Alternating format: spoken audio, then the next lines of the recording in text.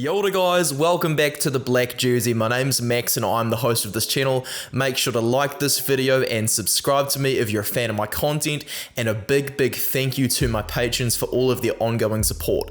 Today's video is going to be on the All Blacks end of year tour squad. After a lot of drama during the Black Ferns match against Australia last night, this just heats it all up for New Zealand rugby, and I thought I'd better make a video about this considering I've got the World Cup analysis to do during the week. But anyway, I'm going to get right into everything, explain my thoughts on the team, and kind of go over who's been included, who's missed out on a spot. The hookers, it's pretty straightforward. Dane Coles has indeed been picked over Asafo Aumua after just 188 minutes of test rugby under Ian Foster. It's quite clear that Asafo Aumua is probably going to be in the All Blacks 15, while Dane Coles is going to be there as a third choice for his experience. Samisoni Taukei'aho's obviously been included to kind of carry on where he's left off as the first choice, whereas Cody Taylor's played the most minutes for Ian Foster, so he's obviously rather going to be there for his experience as well.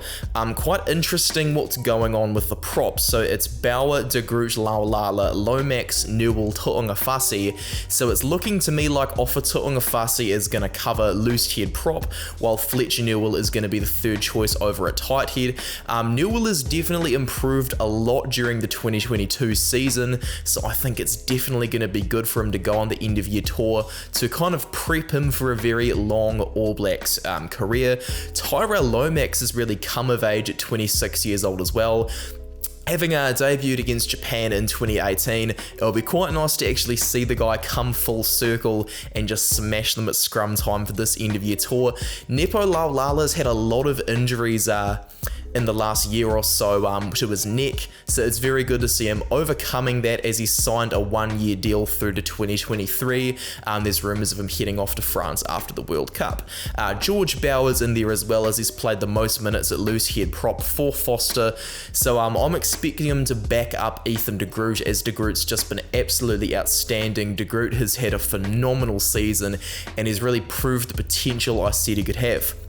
Now, a big omission over at the locks. Patrick Tuipulotu, after over 40 tests, has been omitted from the team, so Tupou Vaa'i can be there as a backup option for the first choice locks. This is really worrying for Tuipulotu. Though he's signed a long-term deal through to, I believe, 2025, this could potentially spell the end of his All Blacks career, as he is getting on a bit with his age. He's 29 the last time I checked. Tupou Vaa'i's really coming along so well at just 22 years old. He's such a dynamic player. I believe he's the finished product, so if Scott Barrett is to go down, he'll be a brilliant impact player off the bench. Scott Barrett will likely cover lock and flanker again, as Foster does seem to prefer Brodie Retallick and Sam Whitelock as his first choice locking combo, and Sam Whitelock seems to be the guy who's the vice captain right now. Over to the loose forward, Sam Cane is the captain himself. There's no surprises there. I'd prefer to start Papali'i, but hey, that's the captain, and Foster's just not going to drop his captain. That's how it all works. Shannon Frizzell is indeed in there. I wouldn't be surprised to see him continuing on as the first choice blindside flanker, and Akira Ioane is indeed there again. Would be nice to see him get a bit of game time against Japan though, as Frizzell has got a bit more of it as of late. Dalton Papali'i is in there as well. Very happy to see that. No good to drop a guy after the outstanding, brilliant play we have seen from him.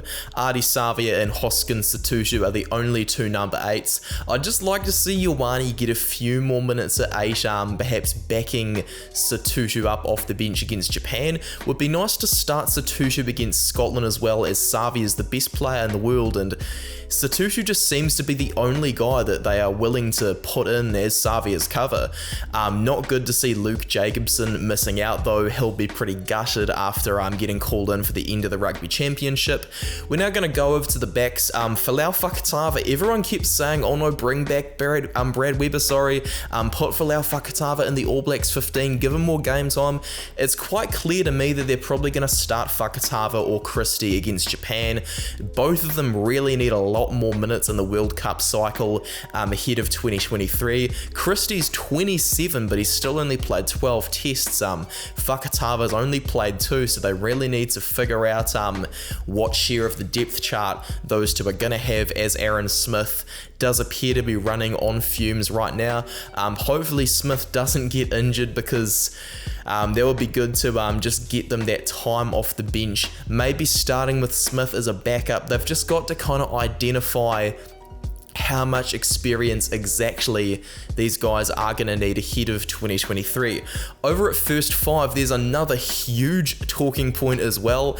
Either they only trust Jordie Barrett at fullback, they want Will Jordan to have time at fullback, or they're committed to using Stephen Perofeta as the third choice 10.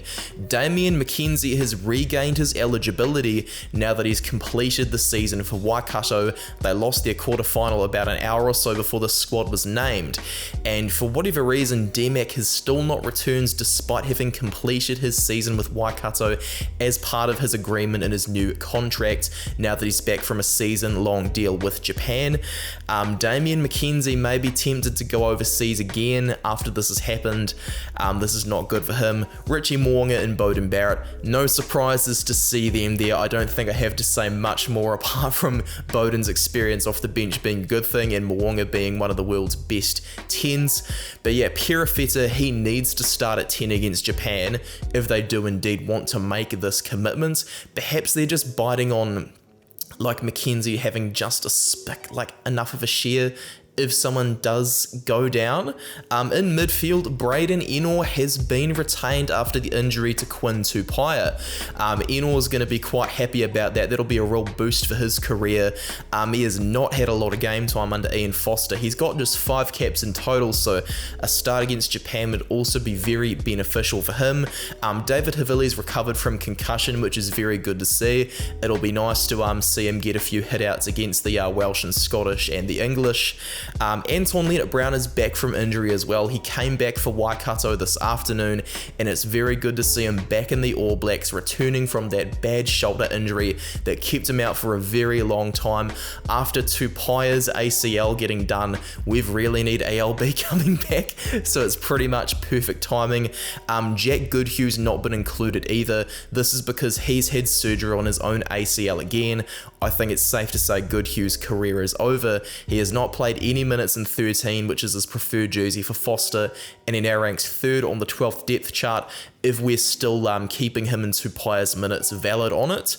Rieko Ioane, no surprises there. He's in there at 13. He's going to have a real good go at the English, the Scottish and the Welsh.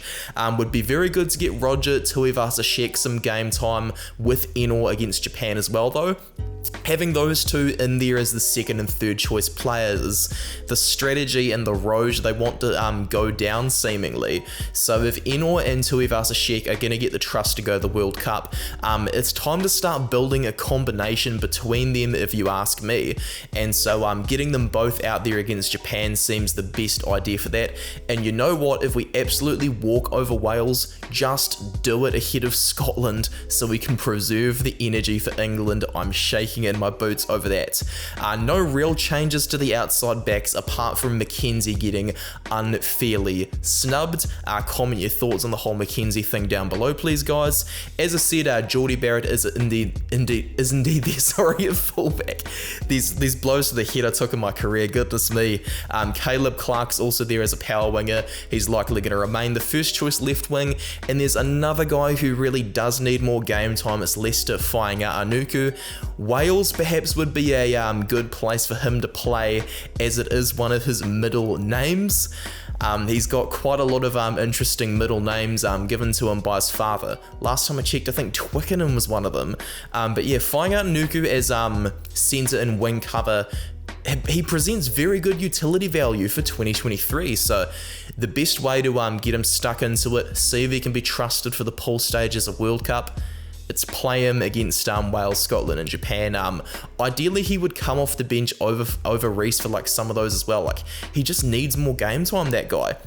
Sevu Reece has been included, and if George Bridges' rumours about going overseas are true, Reece is going to command the second to most minutes at both 11 and 14, so this is boding very well for Reece, the fact that he remains in favour despite being 25 years old, nearing the end of his reign as a world-class winger. And Will Jordan to finish things off, a lot of people desperately want him to go to fullback, and if Perofeta is going to start at 10 against Japan, well then, you know what, let's just give Jordan a go, see what happens. I far prefer him to wing. I far prefer Jordie Barrett as the first choice fullback, because you just need that fifth playmaker, and you also need that solid defender in your backfield. But you know what, if Jordan does need to have a go at fullback, now is the time to see if his defense is improved and his ability under the high ball has improved. That's pretty much all I have to say at the surface level. This is more of a commentary video on the squad, so leave your comments down below of what you guys think of the squad, and make sure you subscribe to me and like this video if you're a fan of my channel. Thank you very much for the support, guys. If you're keen to check me out on other platforms, I'm over on Instagram and Twitter, and if you just want to make a one-off donation rather than becoming a patron, I've got a PayPal tip jar, and I'll probably write up a wee article about this over on my own website if I've got enough time after handing in an assessment for university. Thank you very much once again, guys. I'll see you later. Cheers.